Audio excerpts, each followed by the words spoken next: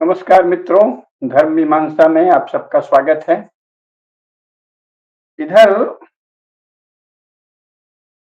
एक बहुत ही शुभ बात उभरी है कि जब से आदरणीय श्री आदित्यनाथ योगी जी महाराज ने एक बहुत ही सुंदर आह्वान किया है, बंटोगे तो कटोगे, तब से हिंदुओं में जैसे बिजली सी दौड़ गई है और उन्हें फिर अपनी जो सहज प्रवृत्ति है जुड़े रहने की, उसका स्मरण जग गया है। असल में कोई बात कौन कहता है इसका बहुत महत्व है। मान लो यही बात कांग्रेस का कोई नेता कहता है तो हिंदुओं को लगता है कि ये महा कोई पाखंडी है, इसका कोई क्षुद्र प्रयोजन होगा, ये कुछ अपनी पार्टी में लोगों को जोड़ना चाहता है और फिर सदा की तरह हिंदुओं का कोई अहित करेगा इस तरह से जोड़कर, तो वे सावधान हो जाते हैं। चूंकि योगी जी ने कहा है, जो स्वयं एक बहुत बड़े मठाधीश भी रहे हैं, बहुत ही तेजस्वी राष्ट्रभक्त हैं, धर्म का भी जिन्हें ज्ञान है और आधुनिक राजनीति का भी ज्ञान है और देश की समकालीन समस्याओं का भी ज्ञान है और ये जानते हैं कि इस समय जो समस्याएं हैं उनका मर्म कहाँ है और जो हमारी शक्ति है उसका स्रोत कहाँ है, और साथ ही इन्होंने विकास और कानून और व्यवस्था को बनाए रखने का, विकास की गति को सुचारू चलाए रखने का भी काम बड़ी कुशलता से किया है। तो ऐसे एक यशस्वी राजपुरुष ने, जो वस्तुतः धर्म पुरुष भी हैं, उन्होंने आह्वान किया है तो उसका स्वाभाविक ही बहुत ही शुभ और बहुत ही सुंदर, बहुत ही अनुकूल और बहुत ही प्रभावशाली परिणाम हुआ है, ये स्वाभाविक है। लेकिन जवाहरलाल नेहरू जी के समय से जो सोवियत संघ का मॉडल हमारे भारत के राजनेताओं ने अपनाया और ये जनता को विश्वास में लिए बिना अपनाया, क्योंकि जब वो लड़ रहे थे तो पूरे भारतवर्ष की, सनातन धर्म की, राम राज्य की बात कर रहे थे और जब वो सत्ता में आए तो उन्होंने अचानक हिंदू धर्म को अधिकार विहीन बना दिया। हिंदू धर्म की जो भी परंपरागत इकाइयां थीं, कुल हैं, जाति हैं, परिवार है, संप्रदाय है, गुरुकुल है, मठ हैं, ज्ञान की अनंत काल से चली आ रही धाराएं हैं हर शास्त्र में, राजनीति शास्त्र, धर्मशास्त्र, समाज शास्त्र, दर्शन शास्त्र, मनोविज्ञान, वित्त शास्त्र, योग शास्त्र, उनको शिक्षा की जिसे उन्होंने मुख्य धारा बना दिया अंग्रेजों की एंग्लो इंडियन एजुकेशन की निरंतरता में, उसमें से ये सब चीजें बहिष्कृत कर दी और ईसाइयत की बहुत ही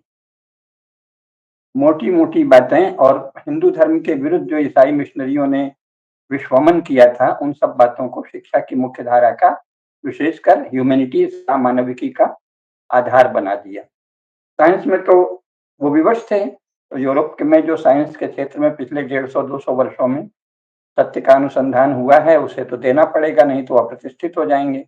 लेकिन ह्यूमैनिटीज के क्षेत्र में उन्होंने क्रिश्चियन मिशनरियों के प्रोपेगेंडा को ही भारत का सत्य बता दिया। तो उसके कारण क्या है कि जो सर्वसाधारण हिंदू हैं उनको तो संदेश सही सही चला गया कि बटोगे तो कटोगे,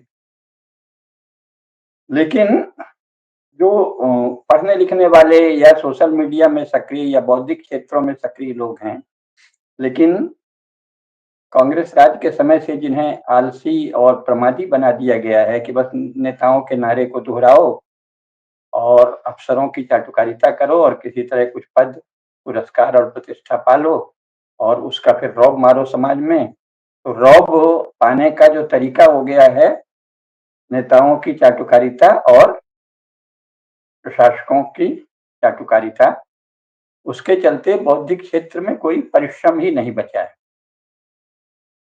उसके स्थान पर नारे की तरह बातों को दोहराना, तो वहां तक भी ठीक है अगर नारे निष्ठापूर्वक दोहराए जाएं, लेकिन ज्यादातर फिर ये हुआ है कि उनकी बहुत ही विचित्र और बहुत ही मूर्खतापूर्ण पुनरुक्ति की जाती है या बहुत ही मूर्खतापूर्ण व्याख्या की जाती है।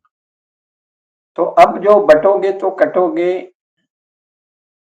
जुड़ोगे तो ही बचोगे, इस सुंदर से आह्वान का ऐसा अर्थ किया जा रहा है कि जो जिस पार्टी से, जिस संगठन से, जिस संप्रदाय से, जिस समूह से, जिस छोटे से मतवाद से, विचार से जुड़ा है, वो चाहता है कि सब उसी से जुड़ जाएं। तो वो हिंदुओं को जोड़ने का आह्वान तो करता है, पर उसका इरादा होता है कि मेरे संगठन से, मान लो मैं भाजपा में हूँ, राष्ट्रीय स्वयंसेवक संघ में हूँ, किसी और संगठन में हूँ, कोई नया जातिवादी संगठन है उसमें हूँ, उसमें जुड़ जाओ तुम। तो बटोगे तो कटोगे का ये अर्थ कर रहे हैं कि अगर तुम हमसे नहीं जुड़े, हमारा जो संगठन है, जो एक आधुनिक यूरो इंडियन शिक्षा प्राप्त कोई एक मतवाद होते हैं, बहुत सारी पार्टियां जो पिछले 100-150 साल में जो संगठन बने हैं, जो कि वर्णाश्रम धर्म के प्रति अश्रद्धा और विक्षोभ और असंतोष से उपजे हुए जो संगठन हैं,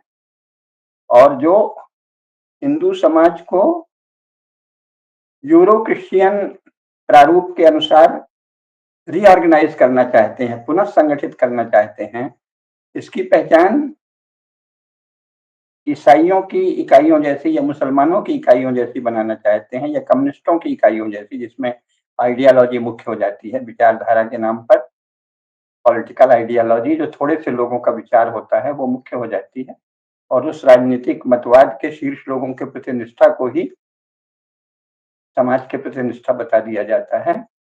तो ऐसे बहुत से लोग हैं, वो चाहते हैं हमारे आचार्य, हमारे नेता, हमारे मंत्री, केंद्रीय मंत्री, प्रधानमंत्री, हमारे विरोधी दल के नेता, कोई भी एक व्यक्ति या एक व्यक्तियों का समूह, उसके नेतृत्व में सब हिंदू संगठित हो जाएं। तो जाहिर है कि ये बहुत ही हास्यास्पद बात है, और ये बलपूर्वक, बर्बरता पूर्वक तो हो सकती है, जैसे दुनिया में बहुत जगह हुई है, जैसे स्वयं यूरोपीय देशों में हुई है। यूरोपीय देशों में भी तो पहले, जिसे वो पैगन कहते हैं, ऐसा प्रकृति की विविधता और वैविध्य और देवी देवताओं की विविधता और वैविध्य और सृष्टि की विराटता को समझने वाला, सर्वत्र एक ही चेतना की व्याप्ति देखने वाला धर्म था, सनातन धर्म का ही रूप विशेष था। लेकिन वो तो चर्च ने मार डाला, नष्ट कर दिया, और अपने अपने अलग अलग चर्च बना लिए, उसके अंतर्गत समाजों को संगठित किया।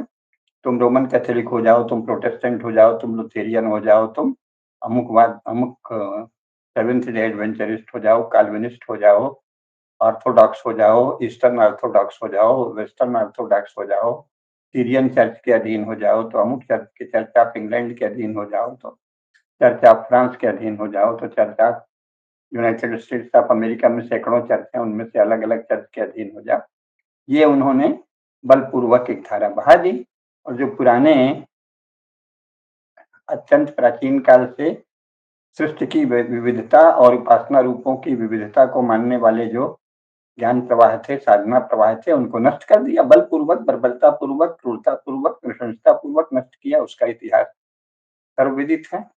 या फिर कम्युनिस्ट पार्टी ने सोवियत संघ में जिस तरह करोड़ों लोगों की हत्या की, जिसमें लाखों बुद्धि संपन्न और निर्भय बुद्धि रखने वाले, स्वतंत्र विवेक रखने वाले विद्वानों की हत्या की, बुद्धिमानों की हत्या की, एकेडमिशियंस की हत्या की, स्कॉलर्स की हत्या की, या चीन में जिस प्रकार सच्चे चीनियों की हत्या की, करोड़ों चीनियों की हत्या माओ जेडुंग नाम के राक्षस नरपिशाच ने की।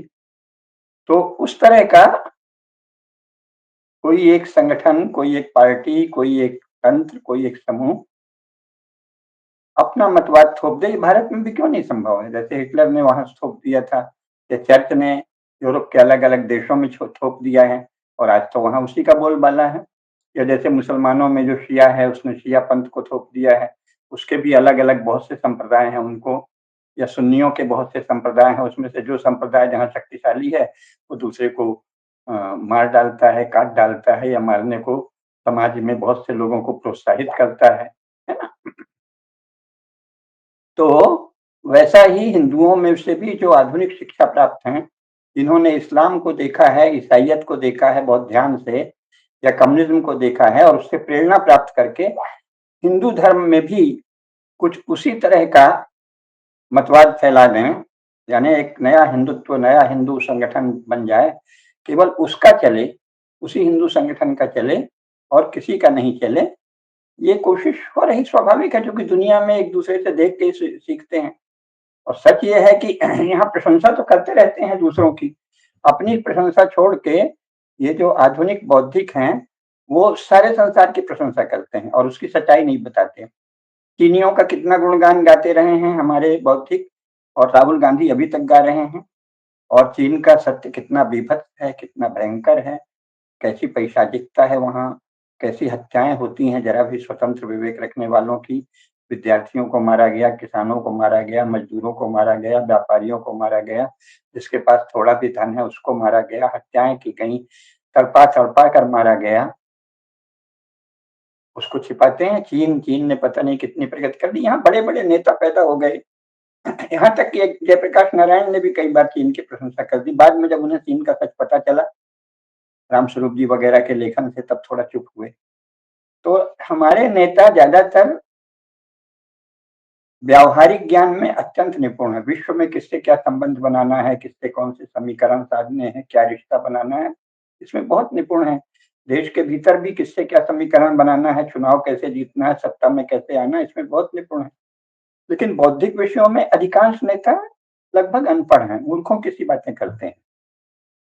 चाहे वो कांग्रेस के नेता हों, चाहे दीनदयाल उपाध्याय को छोड़कर भाजपा के नेता हों, है ना, वो कुछ भी जो बातें करते हैं उसका विश्व के सत्य से कोई संबंध विचारों में नहीं होता, लेकिन व्यवहार में तो वो विश्व का सत्य जानते ही हैं।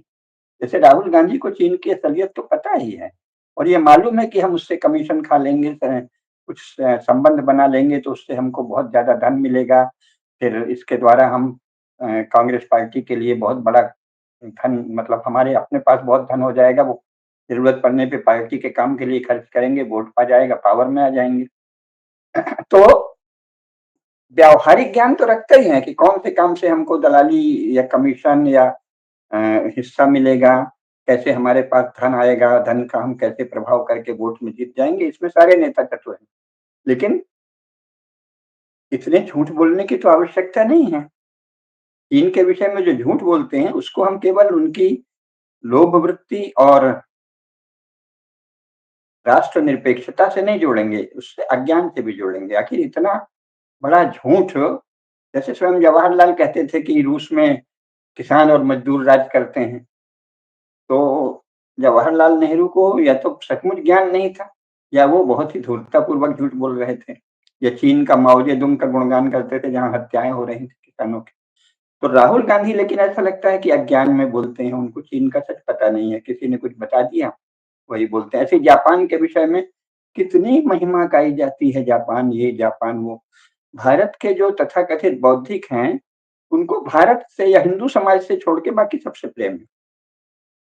पता नहीं किस किस देश का, कहीं इंग्लैंड के गुण गा रहे थे, कहीं फ्रांस के गुण गाएंगे, कहीं संयुक्त राज्य अमेरिका के गुण गाएंगे, अब जापान का गुण। और जापान किसी से भी कम क्रूर और कठोर नहीं है, कम से कम जापान के शासक, उन्होंने जो चीन के एक बड़े शहर में भयंकर द्वितीय विश्व युद्ध के समय भयंकर बर्बरताएं, नृशंसताएं, बलात्कार और हत्याएं, बहुत ही विकृत यौनाचार सब किया। जापान की कहानियां प्रसिद्ध हैं और उनकी तरह तरह की समस्याएं हैं, तरह तरह की विकृतियां हैं, वो भी सारा संसार जानता है। लेकिन भारत के बौद्धिक या तो जानते नहीं है या उसको प्रचारित नहीं करते।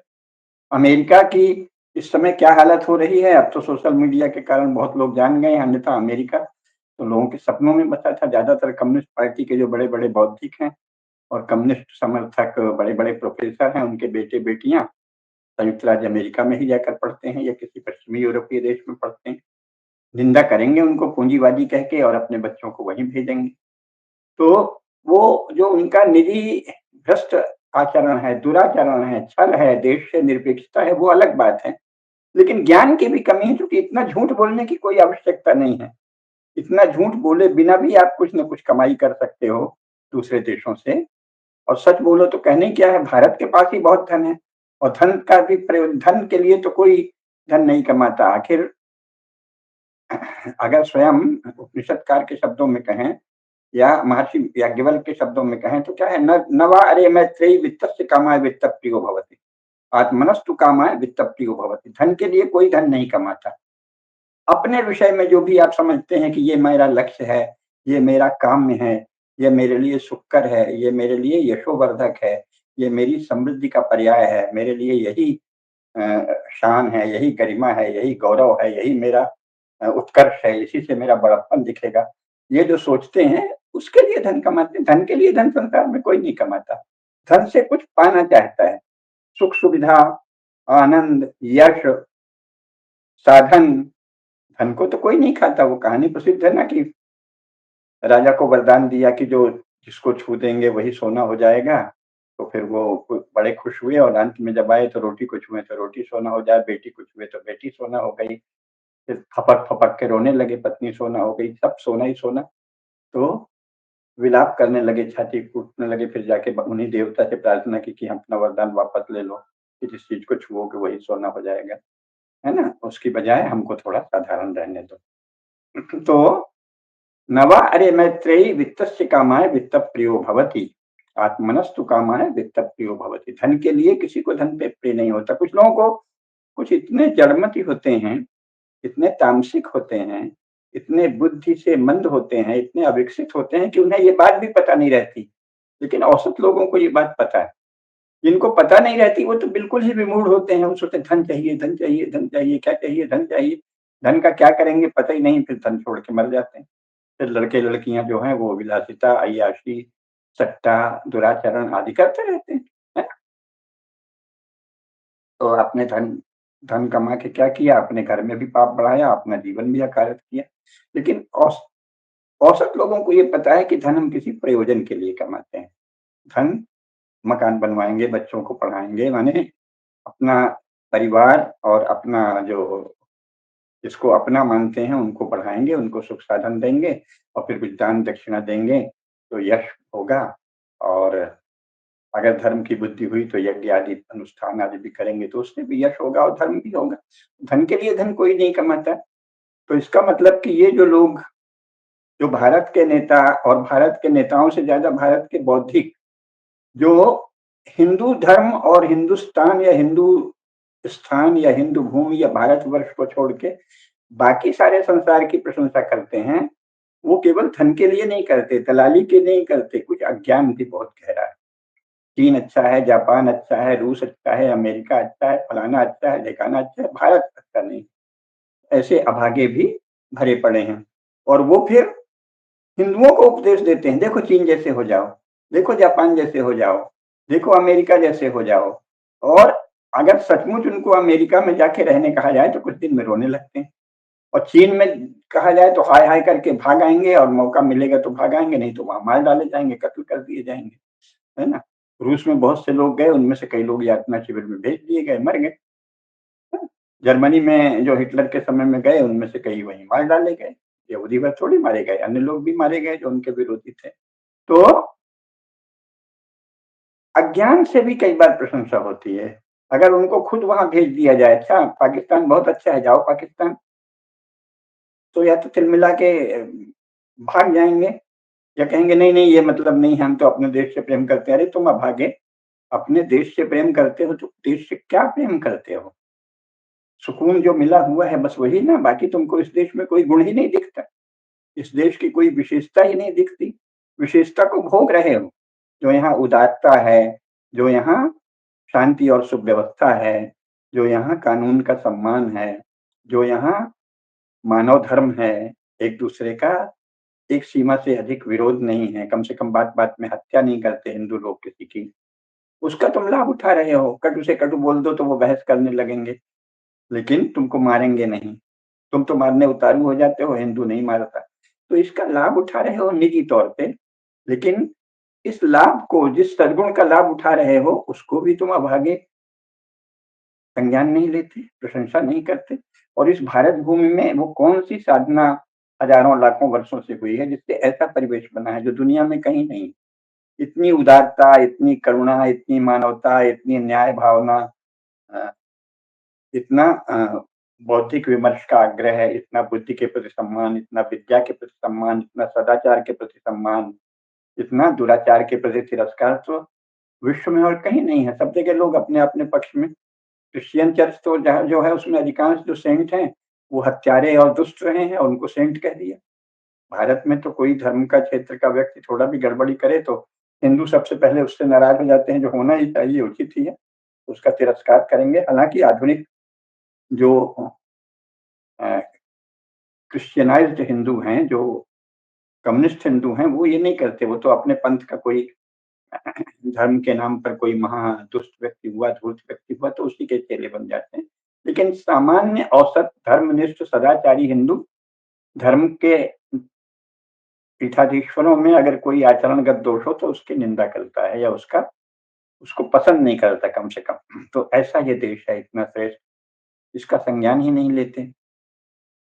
और ऐसे लोग, अपना कोई नेता होगा, अपनी कोई पार्टी होगी, अपना कोई संगठन होगा जिसमें वो जाते होंगे, हो सकता है वहां सद्गुण सीखने ही जाते हों, हो सकता है वहां सच्चे भाव से जाते हों, हो सकता है वहां राष्ट्रभक्ति के भाव से जाते हों, लेकिन उन्हें भारत का कुछ नहीं पता। वो ये नहीं जानते कि ये तो विशाल महासागर है मनुष्यों का, और यहाँ कोई एक धारा नहीं है राष्ट्रभक्ति की, कोई एक धारा नहीं है मानवता की, कोई एक धारा नहीं है प्रेम और करुणा की।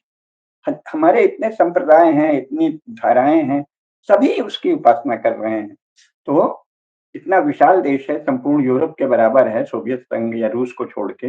रूस तो एक नकली नेशन स्टेट है, जैसा प्रोफेसर केडिया जी ने कई बार बताया है, लेकिन जो पुराना यूरोप है, कॉन्टिनेंटल यूरोप, उसके बराबर अकेला देश है। और फिर भी हिंदुओं में इतनी अद्भुत आपस में संगठित रहने की आदत है कि 100 करोड़ हिंदुओं का एक ही नेशन स्टेट है, और वो उसमें रह रहे हैं। थोड़ा बहुत तनाव किचकिच होने के बावजूद 100 करोड़ हिंदू एक नेशन स्टेट में रह रहे हैं, और जो हिंदू नहीं है वो तो इस नेशन स्टेट को तोड़ने की ही कोशिश करता देखा जाता है। तो हिंदू धर्म में, हिंदू समाज में कैसी अद्भुत शक्ति है, ये उन्हें नहीं दिखता। इसके लाभ तो लेते हैं, इसके वातावरण का, इसके सुंदर परिवेश का खूब लाभ लेते हैं, लेकिन इसकी विशेषता नहीं दिखती। किसी को चीन अच्छा लगता है, किसी को जापान, किसी को इंग्लैंड, फ्रांस, किसी को अमेरिका, किसी को कुछ और।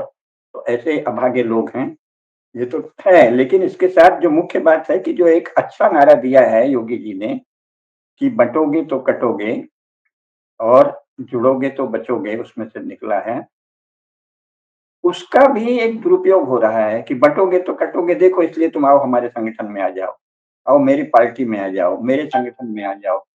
तो ये जो भ्रम फैल रहा है, इसमें आपत्ति या दुख या चिंता की बात ये है कि इतने गलत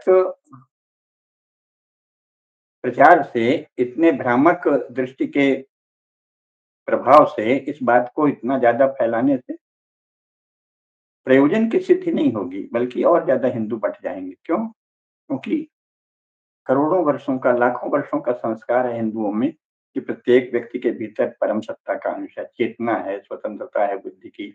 और संप्रदाय और विचार के विविध रूप होते हैं, लेकिन उन सबका एक आधार है धर्म, जिसे कहते हैं मानव धर्म। जैसे मनु ने कहा है, धृति क्षमा दमुस्तेयम शौचम इंद्रिय निग्रह धीर विद्या सत्यम अक्रोधा दशकम धर्म लक्षणम। तो ये जो धृति है, क्षमा है, अस्तेय है, पवित्रता है, संयम है, बुद्धि की साधना और उपासना है, श्रेष्ठ कर्मों की साधना है, विद्या है, सत्य का आग्रह है, सत्य की निष्ठा है, सत्य के महत्व को पहचान है, और छोटी छोटी बातों में क्रोध नहीं करना, बात बात में सड़क पर निकलकर प्रदर्शन नहीं करने लगना, हड़ताल, धरना, प्रदर्शन आदि नहीं करने लगना, बल्कि चीजों को समझने की कोशिश करना। ये जो मानव धर्म के 10 आधारभूत लक्षण हैं, इसको हिंदू अच्छी तरह जानते हैं। इसलिए वो जानते हैं कि इसकी हजारों अभिव्यक्तियां हो सकती हैं, लाखों अभिव्यक्तियां हो सकती हैं। तो जो इनकी जितनी साधना करता है उसी का, उसका सम्मान करते हैं, और उसकी जिस बात से असहमति होती है उसे अपना बता के सोचते हैं भाई हमको थोड़ा इससे, जैसे कि किसी ने कहा वेद सबसे श्रेष्ठ है, हाँ वेद सबसे श्रेष्ठ है, संपूर्ण हिंदू मानते हैं। फिर बाद में आपने उसमें से वेदवाद चला दिया, और पुराणों की और सब उपनिषदों की और मूर्तियों की भी निंदा करने लगे। निर्गुण और सगुण का मिशनरी पादरियों ने जो झूठा भेद खड़ा किया, जबकि उनके यहाँ निर्गुण, इस्लाम और ईसाइयत में निर्गुण कहीं है ही नहीं। लेकिन जो हमारे यहाँ पंचतंत्र आदि में ठग विद्या दिखाया गया है कि कैसे ठग किसी की गाय को ठग लेते हैं ये कह के कि तू तो गधे को ले जा रहा है या कुत्ते को ले जा रहा है, और जब वो उसको उतार देता है तो लेके भाग देते हैं। पंचतंत्र की कथा है। तो उसी प्रकार पंचतंत्र हितोपदेश आदि में जो कथाएं कही गई हैं, उसको भारत का सर्वसाधारण व्यक्ति तो जानता है, लेकिन ये जो आधुनिक शिक्षा प्राप्त बौद्धिक है वो नहीं जानते। और कुछ तो उसके खेल में शामिल खुद ठग हो गए हैं। जो लोग कहते हैं ना बस हमारी पार्टी में आ जाओ, हमारे संगठन में आ जाओ तो हिंदू जुड़ जाएगा। तो ये क्या है, वो ठग हैं कि वो व्यक्ति अपना अनुशासन, अपनी साधना, अपनी उपासना पद्धति, अपना धर्म छोड़ दे। तो ऐसे ठगों की भरमार है। योगी जी के सुंदर वाक्य का भी ठग लोग तरह-तरह से भाष्य कर रहे हैं। तो उससे क्या है, अगर वो बात ही फैली रही हवा में और सत्य नहीं सामने याद रखा गया, तो हिंदू समाज और ज़्यादा बँट जाएगा। कहते रहेंगे बँटो मत, बँटो मत, बँटो मत, बँटोगे तो कटोगे, लेकिन वो बँटता चला जाएगा, बँटता चला जाएगा। अगर आपने कहा कि जाति जो है उसको समाप्त कर दो, बस भाषण में कहते रहे और अपने नाम के आगे शर्मा, वर्मा, श्रीवास्तव, कायस्थ, अग्रवाल, चौधरी आदि सब लगाते रहे, और अपने आप को कोई बहुजन, कोई कुछ जन भी कहते रहे, और सेन भी लग रहा है, बसु भी लग रहा है, कायस्थ भी लग रहा है, भूमिहार भी लग रहा है, सिन्हा भी लग रहा है, चौधरी भी लग रहा है, सारे सरनेम भी लगा रहे हैं, अपना गोत्र भी याद रख रहे हैं, और इसके बाद कह रहे हैं जाति समाप्त कर दो, और संविधान में जाति के आधार पर आरक्षण भी दे रहे हैं। जाति का सर्टिफिकेट सरकार स्वयं जारी कर रही है, और जाति को नष्ट करने का दिन रात नेता लोग आह्वान भी करते हैं, और जाति और जातिवाद का फर्क नहीं बताते। वाद तो हर चीज का बुरा है। हाथ बहुत अच्छा है, पैर बहुत अच्छा है, लेकिन हस्तवाद अगर आप कहें कि नहीं हम हाथ से ही काम करेंगे, हाथ ही सर्वश्रेष्ठ है, बुद्धि में क्या होता है, बुद्धि हो तो भी हाथ काम नहीं करता, तो ये कहलाएगा हस्तवाद। आप कहें कि अरे आदमी अगर चलेगा ही नहीं तो उसका सब व्यर्थ है, घर में भी चरण चलते हैं तभी घर का काम होता है, पैर से ही सब कुछ है, पैर से खड़े होते हैं, पैर से बैठते हैं, पैर से चलते हैं, पैर से गतिविधि करते हैं, पैर से खूब दूर जाते हैं, पैर के आधार पर ही खड़े हैं, पैर ही मुख्य है, तो ये हो गया पैरवाद। जैसे हाथवाद, पैरवाद, आंखवाद, नाकवाद, कानवाद, ओंठवाद, मुंहवाद, है ना? जितना बुरा है उतने जातिवाद बुरा है। जाति हाथ का उपयोग करना है, पैर का उपयोग करना है, आँख का उपयोग करना है, नाक का उपयोग करना है, कान का उपयोग करना है, जिह्वा का उपयोग करना है, त्वचा का उपयोग करना है, और इसका वाद बुरा है। त्वचावाद कर दो, हाथवाद कर दो, पैरवाद कर दो। तो जातिवाद क्या है? जातिवाद अर्थात किसी एक गुण को अतिरेक में ले जाना, पागलों की तरह उसको रूप दे देना, जाति-जाति दिन भर बात करना। जाति की दिन-रात रट करना, यहाँ तक कि जाति की दिन-रात निंदा करना सबसे बड़ा जातिवाद है। क्योंकि आप जाति में ही केंद्रित किए हैं, जबकि जाति हमारी 11 प्रधान इकाइयाँ होती हैं प्रत्येक व्यक्ति की, हमारे धर्मशास्त्रों में वर्णित है, उनमें से एक इकाई जाति है। केवल जाति से कोई जीवन नहीं चलता। आपका अपना कुल है, फिर संप्रदाय है, विद्या का अनुशासन है, फिर आप किसी संगठन में हैं, श्रेणी में हैं, निगम में हैं, फिर न्याय की कोई इकाई है, पंचायत है, पंच परमेश्वर हैं, अथवा आधुनिक कोर्ट है। वहाँ आप जाते हैं, कानून के सहारे अपना हक प्राप्त करते हैं। इसके बाद राज्य है, राज्य की नीतियाँ हैं, ये सारी इकाइयाँ हैं। जाति से तो किसी का जीवन नहीं चलता। जाति जीवन का एक छोटा-सा अंश है, एक सत्य है, क्योंकि वो प्राकृतिक है। आप कहीं किसी कुल में पैदा होते हैं, माता-पिता का, वो आपका कुल है। कुलों के समूह को जाति कहते हैं। तो जाति की निंदा मतलब धुंध छा देना, जो कुछ हिंदू समाज में है।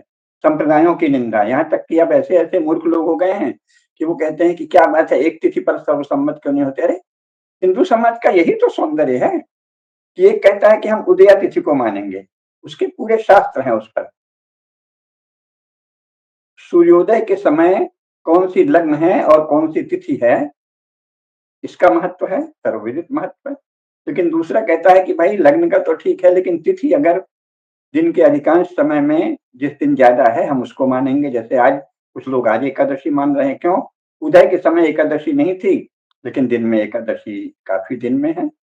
और जो दूसरे हैं वो क्या करेंगे? उदया तिथि मानते हैं, यानी कल सूर्योदय के समय एकादशी होगी। आज नहीं थी, आज एकादशी सूर्योदय के बाद लगी है, तो आज की तिथि को दशमी माना जाएगा, और कुछ दूसरों के अनुसार एकादशी माना जाएगा।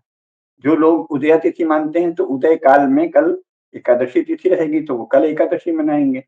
लेकिन बहुत से ऐसे लोग हैं जो आज ही एकादशी मना रहे हैं, है ना? तो ये क्या है? ये तो सौंदर्य है, विविधता, क्योंकि वे विविधता नहीं है, कोई मतभेद नहीं, उसमें बारीकी है। अच्छा, बारीकी जब है तो फिर इसका एक-एक ज्ञान होता है। अच्छा लग्न है, अच्छा तिथि इस समय, सूर्योदय के समय ऐसे होती है। अच्छा वहाँ आप सूर्योदय के समय नहीं, जो तिथि है उसको छोड़ के वास्तव में तिथि कितनी देर है ये मानते। इसके द्वारा क्या होता है? विमर्श होता है। यानी इस बहाने लोगों को जानकारी मिलती है कि अच्छा लग्न होता है, वार होता है, तिथि होती है, इतने घटी होती है, ऐसे होता है, सूर्योदय के समय नहीं है तो भी दिन में अधिक समय लग्न रह सकती है, अधिक समय तिथि रह सकती है ना? लग्न का तो खैर एक जो नक्षत्रों के हिसाब से निश्चित समय है, लेकिन तिथि किसी दिन ज़्यादा समय रह सकती है, किसी दिन केवल सूर्योदय के समय थोड़ी-सी इस बारीकियों में जाते हैं। ये जितने जिन्हें आज मतभेद बताया जाता है, वो भेद हैं, भेद विवेक है और भेद का विवेक ही आपको ज्ञान देता है, शक्ति देता है, बल देता है, सौंदर्य देता है। इतनी जानकारी ज्योतिष की, हम लोग इसी में हाय कर दे दीपावली 31 को है कि 1 को है, हाय-हाय 1 क्यों नहीं? अरे आपका हिंदूवाद नहीं है, आपका मूर्खतावाद है, आप मूढ़ हैं। क्यों नहीं मतभेद होने चाहिए? क्यों नहीं? क्योंकि मतभेद नहीं है ये। क्यों नहीं? भेद होना चाहिए, भेद का विवेक। हम इस आधार पर भेद रखते हैं, उसमें कोई किसी की निंदा थोड़ी कर रहा है। भाई दीपावली ये भी मान रहे हैं, वो भी मान रहे हैं। हम इस आधार पर इसको दीपावली मान रहे हैं। अगला कहेगा हम इस आधार पर एक को दीपावली मानते हैं। लेकिन इसको जब कटुता से बोल रहे हैं, दूसरे की निंदा करें तो ये हिंदू परंपरा के विपरीत। भेद के सौंदर्य को देखना, भेद के विवेक को देखना, भेद के बारीकी के ज्ञान को देखना, उसके गौरव को देखना, उसके महत्व को देखना, अच्छा ये है। इतना विचार करके ये चीज को कह रहे हैं तो उन पंडित का सम्मान करना चाहिए। दूसरे पंडित का भी सम्मान कर दे, अच्छा ये विचार करके एक को कह। अब ये दृष्टि ही गोल हो चुकी है, दृष्टि ही गायब है। हमको तो बस एक चाहिए, एक दे दो, तुम ईसाई हो कह दिए कि मुसलमान हो, मूर्ख कहीं के। हमको एक क्यों चाहिए? इसमें क्या समस्या है? कुछ लोग 30 को मनाएंगे, कुछ लोग 1 को मनाएंगे, उसमें कौन सा हिंदू धर्म टूट रहा है? ऐसे कैसे टूट रहा है? दोनों दिन दीपावली मनाओ और हो सके तो उस ज्ञान के साथ मनाओ, उस सौंदर्य को जानो कि अच्छा 30 इसलिए है, ये कारण है, अच्छा 1 इसलिए है, ये कारण। इससे क्या है? सर्वसाधारण का ज्ञान का विस्तार होता है, उसको पता चलता है अच्छा हाँ ऐसे ऐसे गणना है, ये है, गणना ऐसे की जाती है, उससे गर्व होना चाहिए। ओहो तो हमारे यहाँ इतना बारीक ज्ञान है। आखिर आप अपने विषयों में कैसा बारीकी रखते हैं? राजनीति में फलाने का ये सिद्धांत है, ढिकाने का ये सिद्धांत है, कैसे रखते हैं? मनोविज्ञान में, समाज शास्त्र में, वित्त शास्त्र में, सब में तो अलग अलग मत कैसे रखते हैं, रट के परीक्षा देते हैं और पास होते हैं। तो ये धर्म जैसा विशाल क्षेत्र में आप विविधता, विपुलता से क्यों कतराते हैं? आपको क्या रोग हो गया है? आप इसको ईसाई या मुसलमान बनाना चाहते हैं क्या हिंदू समाज को? तो ऐसा क्यों हो रहा है? क्योंकि केवल पॉलिटिकल प्रचार हो गया है, राजनीतिक प्रोपेगेंडा हो गया है, तो दृष्टि ही नहीं खुल रही, बुद्धि ही नहीं है। जिस पर गर्व करना चाहिए, जिसके सौंदर्य को देखना चाहिए, जिस विविधता और विपुलता के वैभव को देखना चाहिए, कि वाह! क्या हमारा महान हिंदू समाज है, कैसी-कैसी ज्योतिष की बारीकियाँ हैं, कैसी गणनाएँ हैं, इसमें ये मत है, इसमें ये मत है, इस मत का ये सौंदर्य है, इस मत का ये सौंदर्य, उसमें बाधा क्या आ रही है भाई? और दूसरे को आप रोकेंगे क्यों? जो 30 को मना रहा है दीपावली, वो एक वाले की निंदा क्यों करेगा? जो आज एकादशी मना रहा है, वो कल वाले की निंदा क्यों करे? ये क्या तरीका चला है?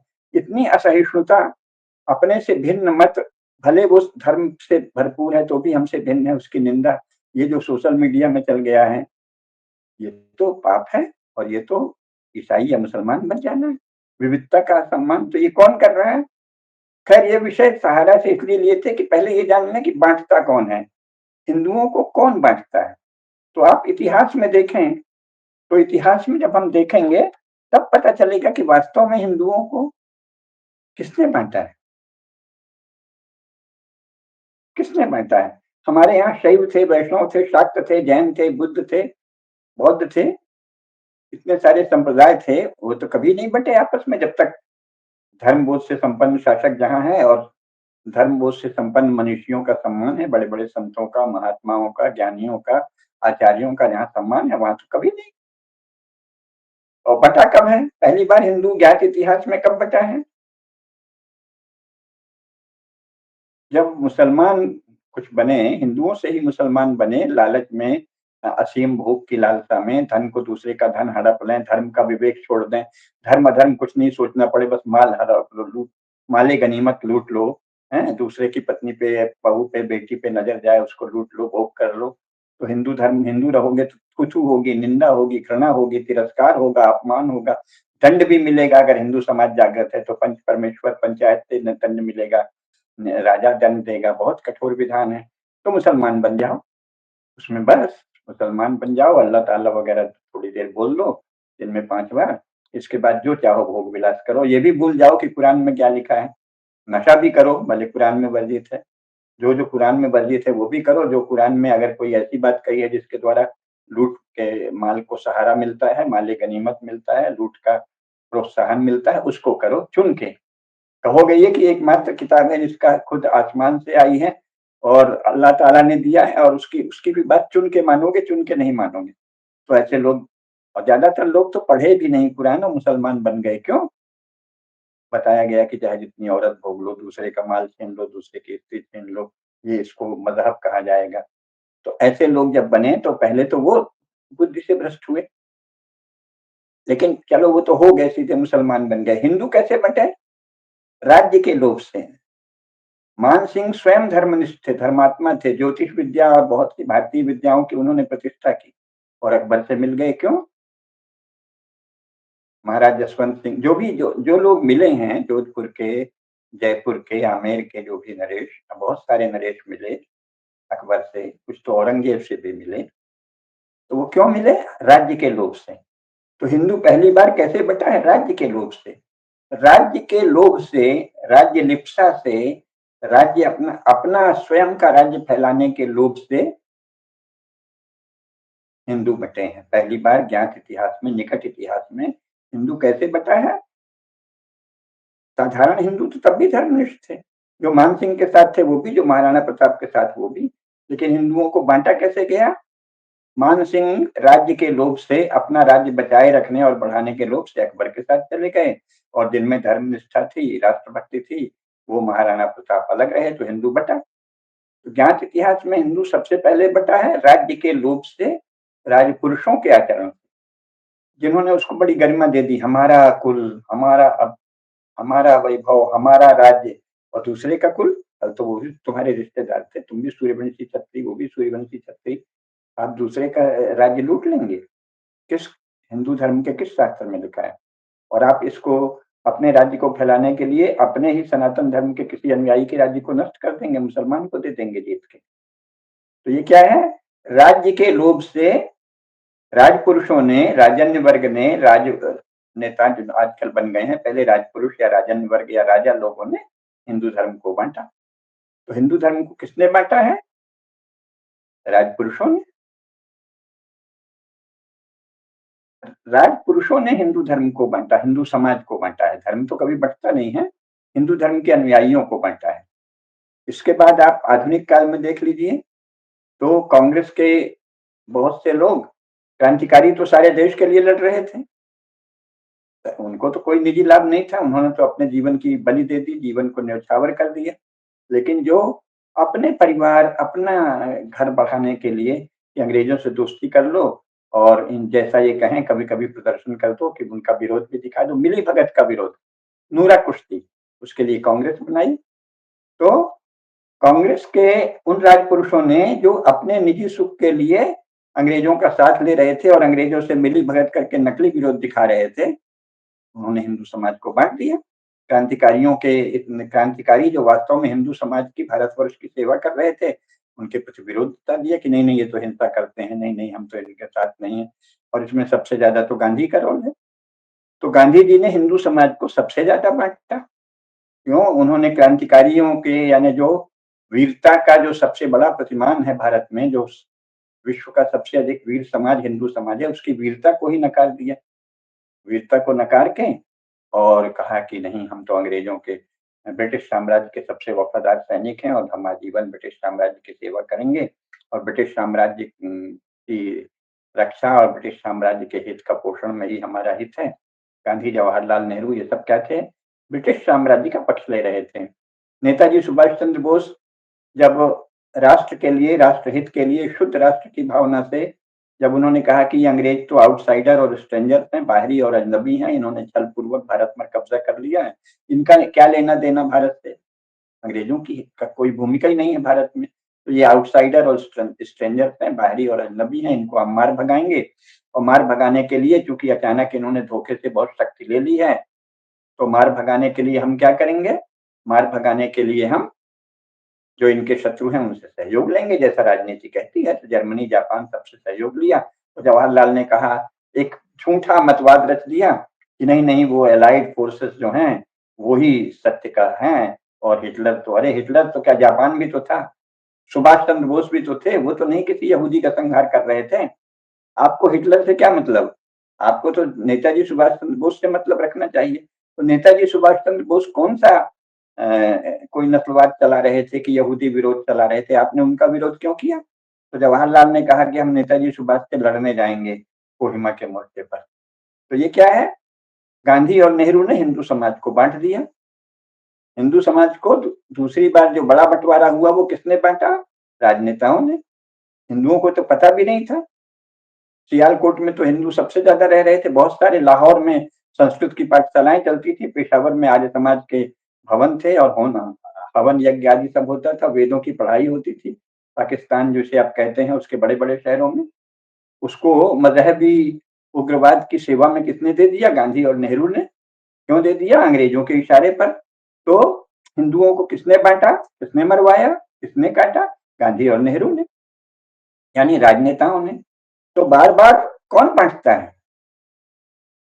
इसके बाद यहाँ माइनॉरिटीज कह के उनको मदरसे की पढ़ाई के लिए, कॉन्वेंट के लिए, बाइबिल और कुरान पढ़ाने के लिए सरकारी खजाने से पैसा देना, और हिंदुओं को कहना कि नहीं, तुम वेद, शास्त्र, उपनिषद, पुराण की पढ़ाई नहीं करा सकते सरकारी धन से, वो अपना घर में अलग से पढ़ो तो पढ़ो, नहीं पढ़ो तो नहीं पढ़ो। और फिर ऊपर से शिक्षा विभाग, शिक्षा विद्यालय, विश्वविद्यालय, महाविद्यालय, साधारण विद्यालय से लेके संचार माध्यम, आकाशवाणी, दूरदर्शन, सबसे, पत्रकारों से, अखबार से, मीडिया से, सबसे अपने अपने प्रभाव वाले पत्रकारों, संपादकों आदि के द्वारा हिंदू धर्म के विरुद्ध अभियान चला दिया कि ये तो पिछड़ा है। जो कुछ भी नहीं प्रमाण था, कह दिया यहाँ सैकड़ों साल से विषमता है, कोई प्रमाण नहीं है। स्वयं अंग्रेजों का रिकॉर्ड है, क्या था, 19वीं शताब्दी ईस्वी के आरंभ तक सब जगह जो विद्यालय थे उसमें हर जाति के विद्यार्थी पढ़ते थे और हर जाति के शिक्षक पढ़ाते थे। समाज तो 100 साल में उलट पलट हो जाता है, अंग्रेजों ने उलट पलट कर दिया, लेकिन आप उसी को पढ़ाते रहे। तो हिंदू धर्म को और हिंदू समाज को किसने बांटा? हिंदू धर्म के अनुयायियों को और हिंदू समाज को किसने बांटा? फिर राजनेताओं ने। शासन में आने के बाद कांग्रेस ने योजना पूर्वक हिंदू समाज को बांटा, हिंदू धर्म के अनुयायियों को बांटा। उसमें जो नास्तिक थे, जो भौतिकतावादी थे, उनको साइंटिफिक टेम्पर वाला बता दिया, वैज्ञानिक चेतना वाला बता दिया, और जो धर्मनिष्ठ थे, सदाचारी थे, उनको पिछड़ा, दकियानुस बताया। और बाकायदे शासकीय धन से, राजकोष से शिक्षण संस्थानों और मीडिया संस्थानों और अकादमिक संस्थानों सबके द्वारा हिंदू धर्म के विरुद्ध प्रचार किया गया, जिससे हिंदू धर्म के प्रति हिंसा का भाव, ग्लानि का भाव आए। तो किसने बांटा? राजनेताओं ने।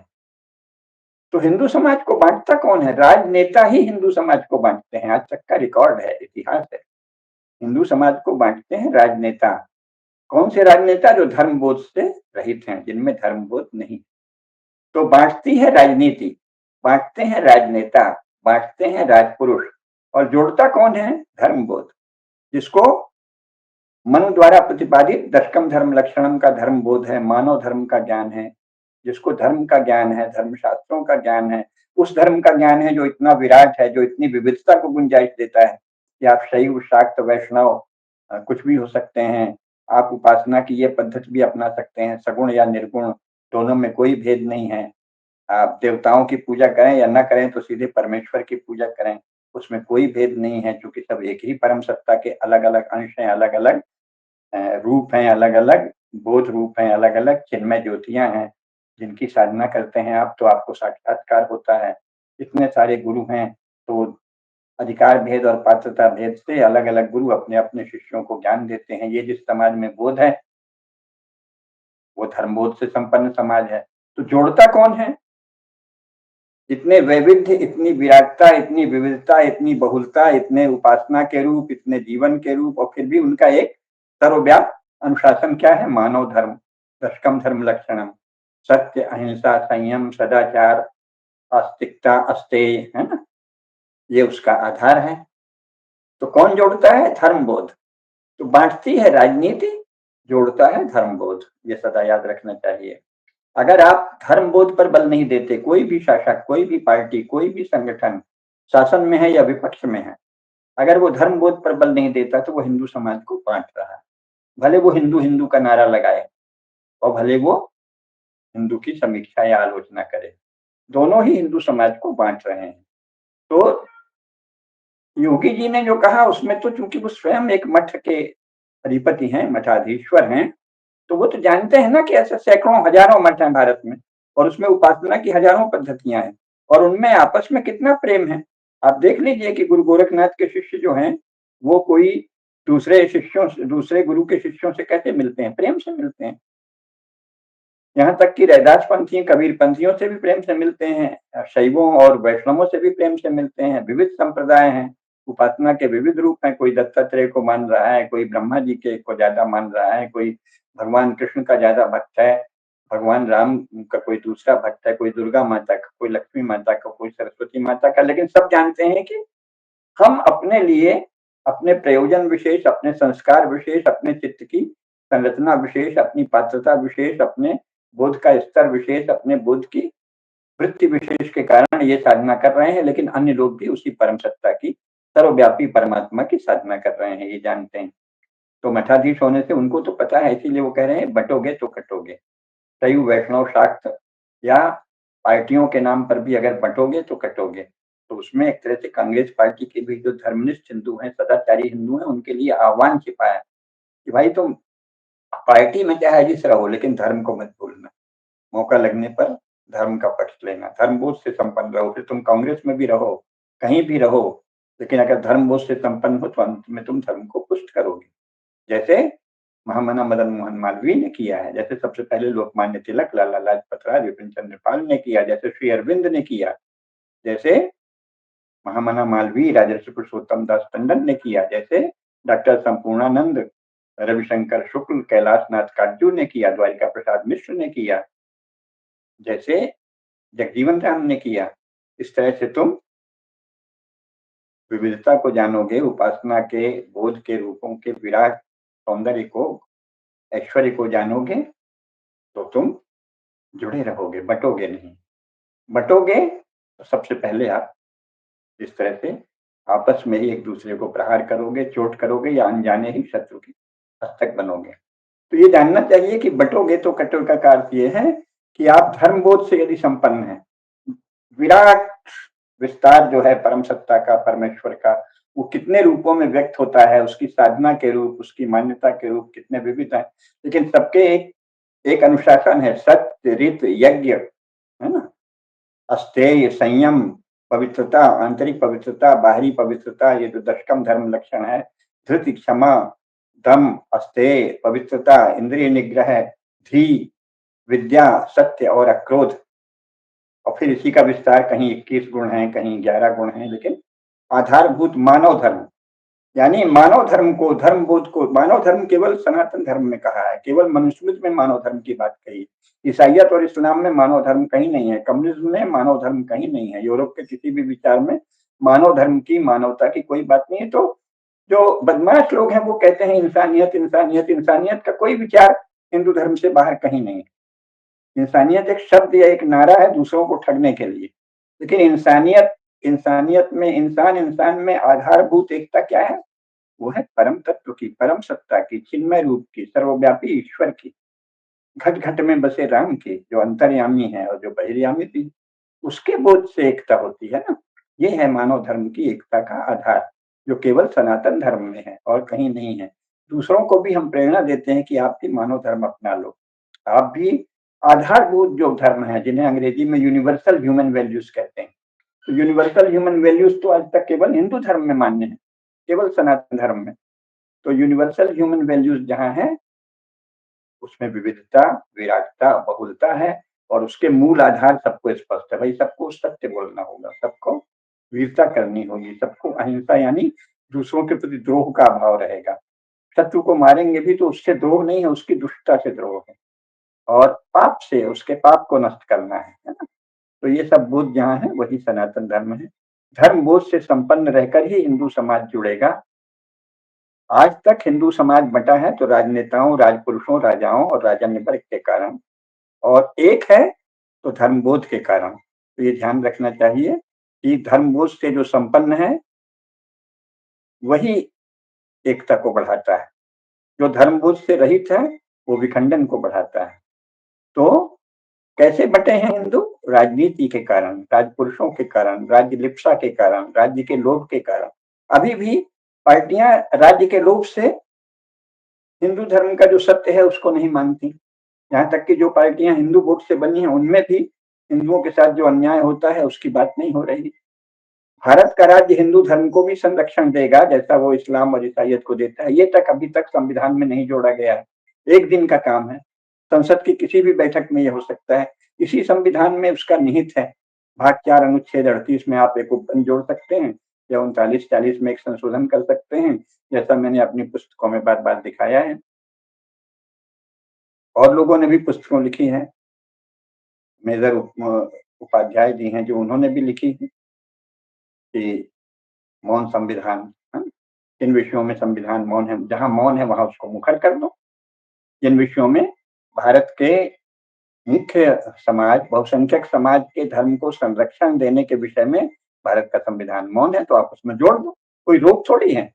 100 संशोधन हो गए हैं, एक संशोधन हो सकता है कि भारत का राज्य भारत के बहुसंख्यकों के धर्म को भी संरक्षण देगा, वो अभी तक नहीं किया है। संसद की एक दिन की बैठक में हो सकता है, वो तो नहीं किया है।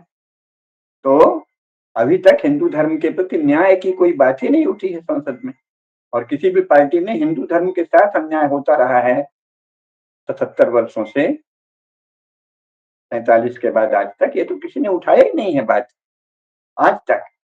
तो हिंदू धर्म को बांट कौन रहा है? हिंदू धर्म के अनुयायियों को, हिंदू समाज को कौन बांट रहा है? राजपुरुष, राजनेता, राजनीतिक दल, राजन्य वर्ग।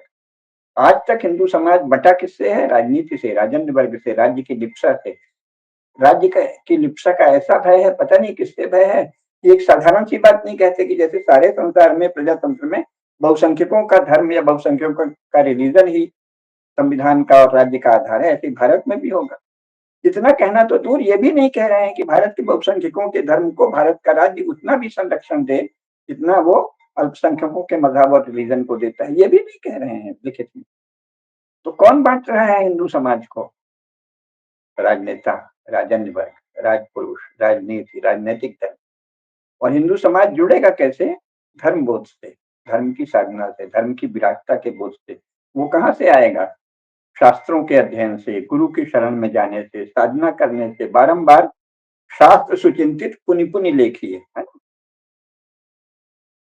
बार बार शास्त्रों का अध्ययन, शास्त्रों की चर्चा। जो विद्वान हैं, जो बौद्धिक बनते हैं, जो तरह तरह का उपदेश देते हैं हिंदू समाज बटे नहीं, तो उसको जो हिंदू समाज की शक्ति है, जाति, कुल, संप्रदाय, पंच परमेश्वर की परंपरा, श्रेणियां, निगम, संघ, इनका सम्मान करना, राज्य द्वारा समाज की परंपराओं का सम्मान करना, शास्त्रों का सम्मान करना, धर्मशास्त्र का सम्मान करना, उसी के अनुसार कानून बनाना, ये करोड़ों वर्ष से भारत में होता रहा है।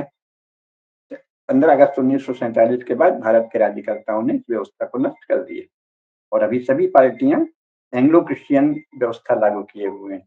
तो हिंदू समाज बंट रहा है राजनीति के द्वारा, राजन्य वर्ग के द्वारा, राजपुरुषों के द्वारा। क्यों बंट रहा है? राज्य की लिप्सा से, सत्य नहीं बोलने से, सनातन धर्म को संरक्षण नहीं देने से, धर्मबोध की प्रतिष्ठा नहीं करने से, शिक्षा में धर्म का प्रवेश नहीं करने से, शिक्षा में धर्मशास्त्रों का अध्ययन अनिवार्य नहीं करने से, शिक्षा की मुख्य धारा में विश्व के सर्वश्रेष्ठ धर्म ग्रंथों का अध्ययन सुनिश्चित नहीं करने से हिंदू समाज बट रहा है और बटेगा। और जुड़ेगा कैसे? धर्म बोध से, सनातन धर्म की साधना से, सनातन धर्म के शास्त्रों के अध्ययन, अध्यापन, चर्चा, प्रवचन और श्रवण से, कीर्तन से, है? तो बांटती है राजनीति, बांटती है राज्यलिप्सा, बांटते हैं राजनीतिक लोग, और जोड़ता है धर्म बोध, धर्म की साधना, धर्म के साधक, धर्म के उपासक। यही सत्य है, इसको सदा याद रखना चाहिए। इतना ही आज कहना था। नमस्कार। धर्म की जय हो, अधर्म का नाश हो, प्राणियों में सद्भावना हो, विश्व का कल्याण हो। नमः पार्वती पतये, हर हर महादेव।